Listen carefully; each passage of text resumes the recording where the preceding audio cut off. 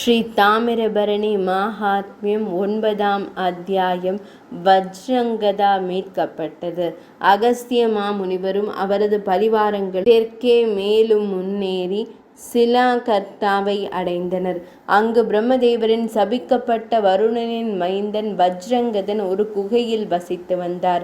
சாபத்தின் பின்னணி பின்வருமாறு: வருணன் மாலதியை திருமணம் செய்து 5 மகன்களை பெற்றெடுத்தார். அவர்கள் அனைவரும் வீரம் மிக்கவர்கள் மற்றும் பிரபலமானவர்கள். அவர்கள் பிரம்மதேவர், ஸ்ரீ மகாவிஷ்ணு மூர்த்தி, சிவபெருமான் மற்றும் தேவேந்திரன் ஆகியோரால் கௌரவிக்கப்பட்டனர். அவர்களில் மூத்தவரான வஜ்ரங்கதன் ஒரு முறை வருணலோகத்திலிருந்து பிரம்மலோகத்திற்கு பறந்தார். வழியில் குஹ்யகர்களின் தலைவனான மணிகண்டன் ஒரு யக்ஷ பெண்ணான ஸ்தபகவதியுடன் ஒரு விமானத்தில் பிரம்மலோகத்திற்கு பயணிப்பதை கண்டார். அந்த பெண்ணை தன்னிடம் ஒப்படைக்குமாறு மணிகண்டனிடம் கேட்டார். ஏனெனில் அவள் தனது மையல் நாயகி. மணிகண்டன் மறுத்துவிட்டார். அடுத்தடுத்த போரில் வஜ்ரங்கதன் மணிகண்டனை தோற்கடித்து ஸ்தபகவதியை அழைத்துச் சென்று வருணலோகத்திற்கு திரும்பினார்.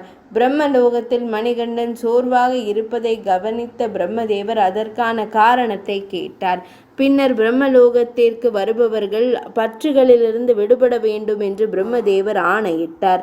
எனவே அவர் வஜ்ரங்கதாவை தேவர்கள் போல பயணிக்கும் திறனை இழக்கச் செய்தார். பின்னர் பிரம்மதேவர் வருணனிடம் வஜ்ரங்கதா மலைய பர்வதத்தில் தேவி தாமிரபரணி மற்றும் அகஸ்தியரின் ஆசிகளை பெறும்போது சாபத்திலிருந்து விடுபடுவார் என்று தெரிவித்தார். 100 ஆண்டுகள் அங்கே கழிந்த பிறகு வஜ்ரங்கதா இப்போது அகஸ்திய முனிவரை தரிசனம் செய்து தேவி தாமிரபரணியை வணங்கும் வாய்ப்பை பெற்றார். அவர் சாபத்திலிருந்து விடுபட்டு தனது முந்தைய நிலைக்கு திரும்பினார். வருணனும் வந்து வணங்கி தேவி தாமிரபரணிக்கு 3 கோடி தீர்த்தங்களை வழங்கினார். தேவர்கள், சித்தர்கள் மற்றும் முனிவர்கள் அனைவரும் மிகவும் மகிழ்ச்சியடைந்தனர்.